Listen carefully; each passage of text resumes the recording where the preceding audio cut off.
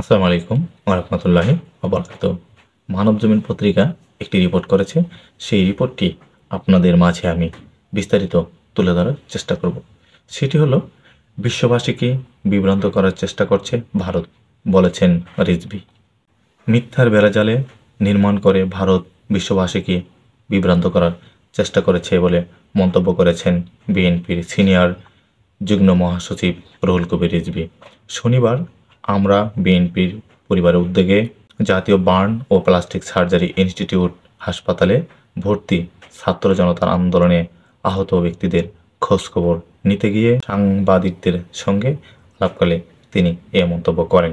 রুহুল কবির রিজভী বলেন, পালিয়ে যাওয়া স্বৈরাচারের জন্য মায়াকান্না করেছে পার্শ্ববর্তী দেশের রাজনীতিবিদ ও নীতি নির্ধারকরা এবং আরও অনেকেই, বিশেষ করে আত্মা বিক্রিকারী মিডিয়া ও লোকজনরা। বাংলাদেশে নাকি হিন্দুদের বাড়ি পোড়ানো হচ্ছে এবং হিন্দুদেরকে পুড়িয়ে মারা হচ্ছে।